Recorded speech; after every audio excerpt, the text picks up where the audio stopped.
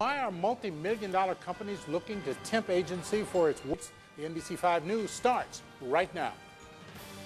Live from Chicago. Because it's too cold. Day laborers work in freezers, chopping the produce you buy at stores across Chicago. Find out why they're complaining in a Unit 5 report. Takes you inside the relatively unseen world of day labor. From their work conditions to their paychecks, it's a world where workers say their rights are violated. NBC5's Anna Devlantes has that story. Anna? Warner, you could call it a silent workforce. A lot of these workers are undocumented immigrants, afraid to speak out, even when their rights are violated. But they tell us it happens all the time, and it happens right here in Chicago. And you may be surprised, the products they help make are likely products you buy and consume.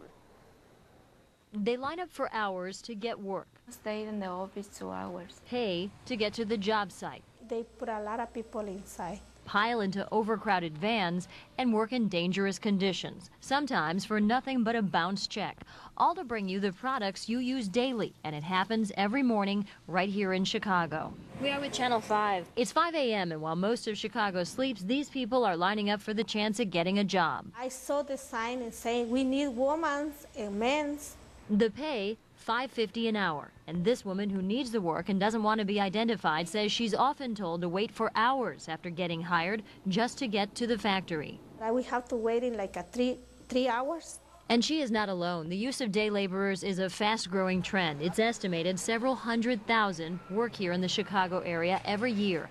Just last week, a Chicago-based company, A&E, fired its workforce and told them they could come back through a temporary agency, making $2 an hour less. It's a race to the bottom.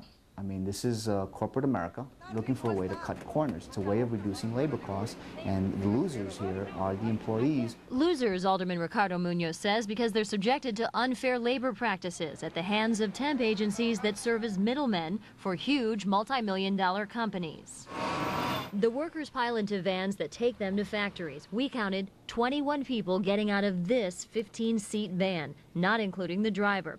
This driver admits he isn't licensed to drive more than 15 people. We ran the plates on some of the transport vans and found some came back suspended for insurance violations. One plate was registered to another vehicle. Time after time, we watched as workers paid to board vans that took them to job sites, a clear violation of Chicago labor ordinances. You always charge how much? $4. $4 to go to work and come back? At $4 a ride, workers are handing over nearly a full hour's pay. And at the job sites, workers complain about the conditions. A temp worker took a hidden camera inside one business, Fresh Express in suburban Franklin Park, the company that brings you bag lettuce and supplies major grocery stores and the nation's top fast food restaurants with produce. My hands, it was almost frozen because it's too cold.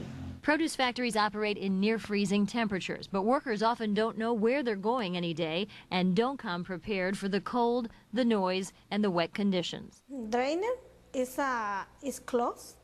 The water it can here. Sometimes the water covers this side. Workers stand shoulder to shoulder, chopping cabbage with large, sharp knives. The undercover employee says he was given no training, a basic uniform, 3.5 minutes of exercise, and sent straight to work.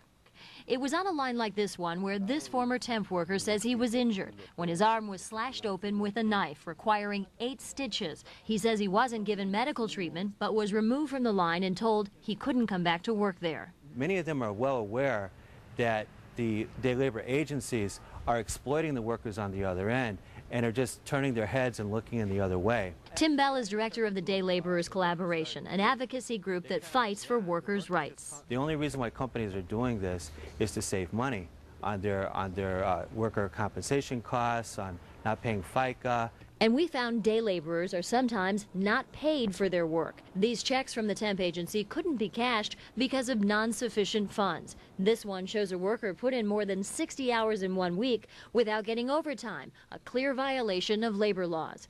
We uncovered evidence of payment checks being altered, Social Security numbers that didn't match, or ones with zeros entered instead of real numbers. Workers advocates say temp agencies do that to avoid declaring wages to the government. In response to our report, report the owners of Professional Labor Source and Premier Staffing told us they operate in full compliance of all laws, and in response to charging for rides said they do not advocate the third-party van service. The workers can choose that service but are not pressured to do so. The devil's in the details. What these contractors and what these employers have figured out is ways of getting around the details of protecting workers' rights.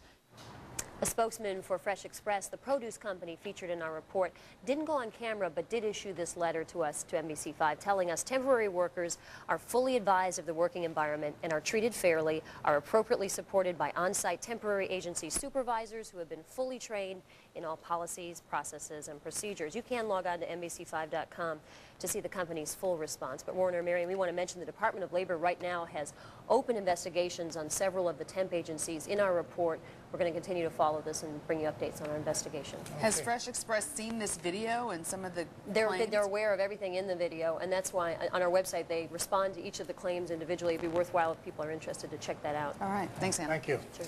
Checking some labor agencies are a fast-growing trend in Chicago, but Unit 5 is uncovering alleged abuse against agency workers, and now it's being challenged in court. Anna Devlantis has the story.